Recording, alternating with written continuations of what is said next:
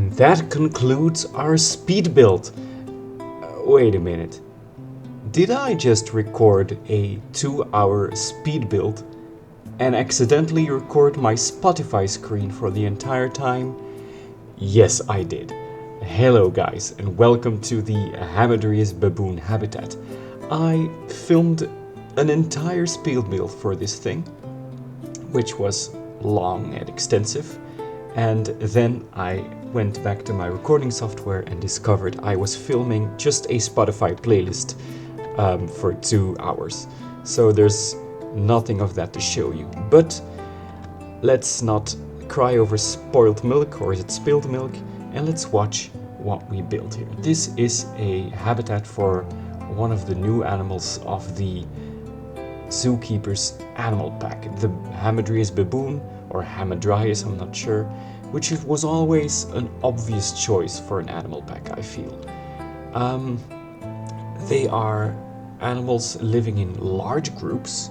They are known for living in very large groups where the male baboons are very much in charge. In fact, for primates, it's rather rare for males to be this much in charge, but they really have harems and they fight over them to control as many females as possible. So they live in dry, rocky areas, but they also, the general place for them to live in zoos is very much rocks and concrete. I thought I'd add a little bit of plant life. Having said that, whenever I've seen baboons in a habitat in an actual zoo, they absolutely destroy any plant life in their habitat. I went to the Big Siberië in the Netherlands, and the habitat of the baboons there just was like the fields of Mordor, just desolate, brown. But of course, they won't do that in Planet Zoo. Right. So, what was the general idea? Of course, a rocky, brown, mountainous area with a moat surrounding it. Lots of outcrops, lots of plateaus for them to walk on. A large arch, which I might refine a little bit. It's a bit clunky, but let's take a walk around and see what we see. As you can see, the surrounding is still very much unfinished.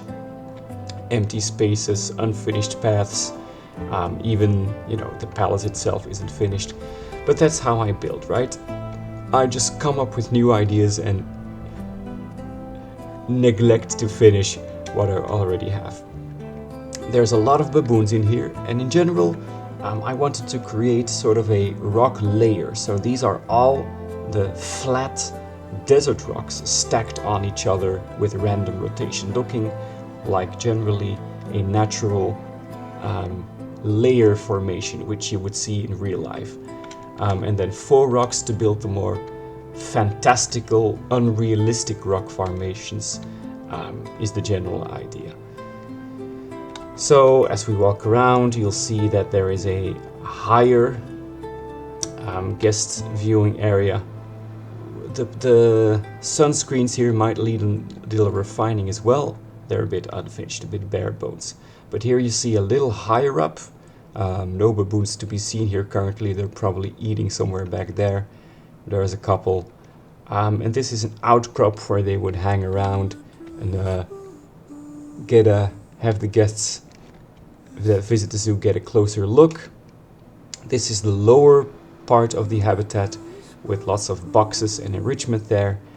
Lots of plants in hard to reach spaces for the baboons. And in general, I tend to put my foliage wherever I would imagine the animals visit that place less. That's where the plants would grow, like close to rocks, in corners of the habitat, in places that they wouldn't generally visit as much. That's where I put my grasses, my plants, usually a tall plant in the middle, smaller plants around it, the way they grow in real life. And then in places where animals would visit often, like the exit of their shelter or around feeding platforms, that's where usually the dirt goes. So I didn't quite exactly do it this way, since it's quite hard to guess where these baboons would actually go. I really like that they're climbing this much. Building for climbing animals in Planet Zoo I have a severe love and hate relationship with it, because the climbing system is both revolutionary and incredibly clunky. When it works, you can build some of the most amazing things. When it doesn't work, it can literally break your saves and make your zoos unplayable. I'll tell you more about that when we visit my other big zoo. I like these animals a lot. I like baboons in general. I like that they live in large groups. And I just like the color that goes along with the habitat. In fact, it really matches the color of where they live. The baboons used to swim all over this moat.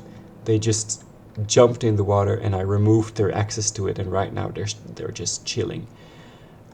So as you can see, habitat with lots of elevation changes, because the baboons are programmed to be able to traverse pretty steep elevations. I like that. A lot of the base game animals can't do that, but the farther in the DLCs Frontier has gone, the more the animals can actually traverse steeper environments. So you'll find that most of what you see, including the arch here, is traversable by the baboons. In fact, there's a couple of them up there. They probably won't visit it as often, but they can go up there. So I really hope that they populate this, that they keep breeding, and there's like 50 or something like that in there. The backdrop is a mixture of desert rock, faux rock. This part maybe is a bit, it might be missing something. If you guys can remind me maybe of what I'm missing here. The shelter back here is absolutely bare bones. There's no detail to it. I want to keep the detail to what you can actually see to save myself the hassle of too big of a piece count. Right, we'll do a quick jump cut to see what it looks like up there in that weird area I built up there, and then we'll go inside the habitat. All right, bear with me. And here we are in the overhead view of the baboon colony. In the future, of course, this will be a beautiful view of all that is to come in this zoo. I won't tell you too much about it. So let us simply enjoy what is down there, right? The sort of helicopter view of the habitat. As you can see, it offers a nice view of the baboons strolling around. Everything you see is traversable, simple climbing frames. I have really learned from my mistakes. I've started building very simple climbing frames because they just work better even when they look worse, right? But they can climb up here, they can climb up here, they can climb all the way up here if they really want to. You can see from the top as well, I've tried to make the environment look more rugged, more textured by adding these faux rocks and small desert rocks, randomly rotating them, sinking them into the ground. Also, another thing I try to do is I add dry vegetation farther away from the sort of the source, the center, and the closer you get to like the center, the healthier part of the plant, the vegetation becomes more lush. Especially in a desert environment, that feels appropriate. Why don't we get into the habitat in explore mode and find out what it feels like to be a baboon in BOLLO. Here we are amongst the monkeys, as you can see. In general, I like to build very naturalistic, large habitats. You will find that whenever I build a habitat, it is much larger than the game recommends. But I just like the idea that, you know, since a zoo in Planet Zoo has an infinite budget in sandbox mode, why don't I build a realistic habitat, especially with spaces like this, sort of private, sort of more secluded, where the baboons could realistically hang out, socialize, enjoy the shade of this arch, and if they want to go out in the sunlight, they can, of course, and sort of showcase themselves and their cute little red butts to the guests. Also, of course, when you place enrichment, place it all over the habitat to ensure that your animals visit every part of the habitat. You wouldn't like your hard work to go to waste just to have the animals hang out in one spot. So spread out your enrichment even on top of climbing frames if they are climbing animals. This will make sure that they climb and interact with those items up there, right? Let's see if we can get a nice look of this baboon strolling around in its habitat with their trademark red butts and their really interesting, like primate dog-like faces, strolling around, jumping over the moat. Okay, it took a sec for me to find one, but here is one of the males of the species, of course known for their silvery like mane and their predisposition to assemble a very large squad of females around them. The Hamadryas baboon was a revered animal in ancient Egypt, but ironically, both the baboon over here and also the hippopotamus, which is classically called the Nile hippopotamus, it's even called the Nile horse in Dutch, Nijlpaard, they don't live in Egypt anymore.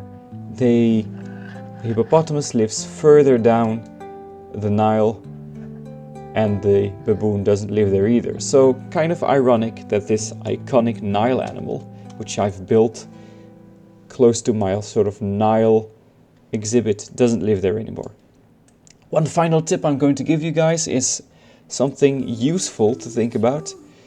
I like to think of the placement of the sun in my zoos. If you're in sandbox mode, play around with the lighting settings and see what your habitats look like at different times of day, and also consider where the sun actually will be in the morning. In this case, I knew that in the morning these columns would light up in a spectacular fashion. This really gives a nice morning dramatic feel. And later on in the day, what is useful to consider is that this arch will always offer them a very good amount of shade, so that they can choose to have shade or hang out on the rocks.